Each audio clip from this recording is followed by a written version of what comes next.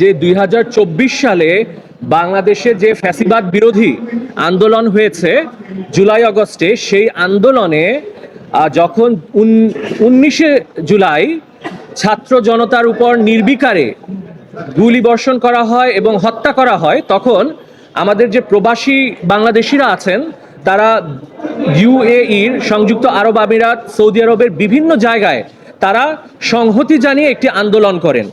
এই আন্দোলনটি হয় 19শে জুলাইয়ে, বিশেষ করে দুবাই, শারজা, আবুধাবিতে তারা আন্দোলন করে সংহতি জানিয়ে। এবং এই ফ্যাসিবাদ বিরোধী আন্দোলনে পুলিশ যে নির্বিকারে গুলি করেছে শিশুদের উপরে, আপনারা দেখেছেন, ছাত্রদের উপর দেখেছেন, তার প্রতিবাদ স্বরূপ তারা দুবাইয়ের বিভিন্ন জায়গায় তারা প্রবাসী ভাইয়েরা আন্দোলন করে।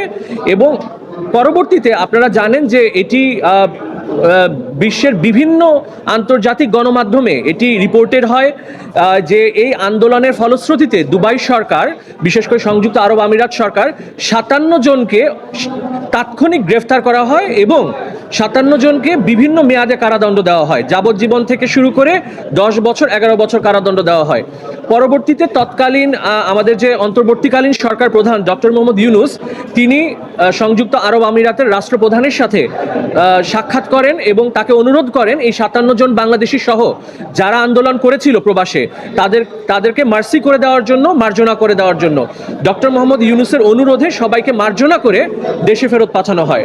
এবং দেশে ফেরত পাঠানোর পরে তাদেরকে বলবো, হ্যাঁ, দেশে ফেরত পাঠানো হয়।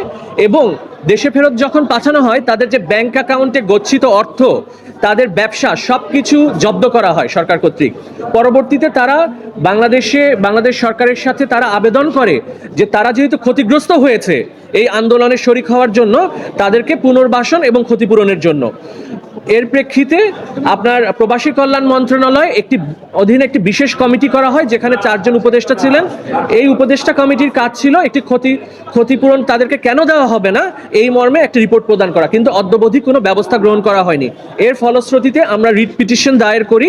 প্রথমে একটি ডিমান্ড অফ জাস্টিস নোটিশ পাঠিয়েছিলাম, তারপরও আমরা ক্ষতিপূরণ পাইনি বলে রিট পিটিশন দায়ের করি। এই রিটে আজকে শুনানি শেষে মহামান্য হাইকোর্টের একটি বেঞ্চ রুল দিয়েছে যে জুলাই আগস্ট 2024-এ প্রবাসে বাংলাদেশিরা যারা অংশগ্রহণ করেছিলেন আন্দোলনে এবং যাদেরকে দেশে ফেরত পাঠানো হয়েছে, ক্ষতিগ্রস্ত হয়েছে, তাদেরকে প্রত্যেককে 25 লক্ষ টাকা করে কেন ক্ষতিপূরণ দেওয়া হবে না এই মর্মে রুল দিয়েছেন। সরকারের কাছে জানতে চেয়েছেন 260 জন প্রবাসী বাংলাদেশি। এবং আপনারা অবগত আছেন যে এখানে একটা করুণ ঘটনা ঘটেছে। একজন বাংলাদেশি ইউএইর কারাভোগের সময় জেলে তিনি মৃত্যুবরণ করেন। পরবর্তীতে তার যে ওয়ারিশরা ছিলেন, তার স্ত্রী এবং তার সন্তানেরাও এই রিটের পক্ষ ছিলেন, যিনি মৃত্যুবরণ করেছেন প্রবাসী। আজকে হাইকোর্ট রুল দিয়েছেন এবং প্রবাসী কল্যাণ মন্ত্রণালয়ের সচিব বরাবর আমরা যে আবেদন করেছি ক্ষতিপূরণের জন্য, এই আবেদনটি আগামী 30 দিনের মধ্যে নিষ্পত্তির জন্য আদেশ প্রদান করেছেন। 207 জন প্রবাসী বাংলাদেশি যারা রেমিটেন্স যোদ্ধা, আর একজন প্রবাসে মারা গিয়েছেন, তার স্ত্রী এবং তার স্ত্রী, 208 জনের পক্ষে করেছি। আপনারা জানেন যে দুবাইয়ে কারাগারে তাদেরকে নির্মমভাবে রাখা হয়েছিল, কোনো খাবার দাবারের ব্যবস্থা ছিল না। তখন তৎকালীন যে অন্তর্বর্তী সরকার, তারা ডক্টর মোহাম্মদ ইউনূস, তার অনুরোধে তাদের সবাইকে মার্জনা করে দেশে ফেরত পাঠানো হয়েছে। কিন্তু এই প্রবাসী বাংলাদেশি যারা বাংলাদেশের রেমিটেন্স পাঠাচ্ছে রেগুলার, তাদের আজকে তারা একটি করুণ জীবনযাপন করছে এবং এর ফলে আমরা ক্ষতিপূরণের জন্য আবেদন করেছি।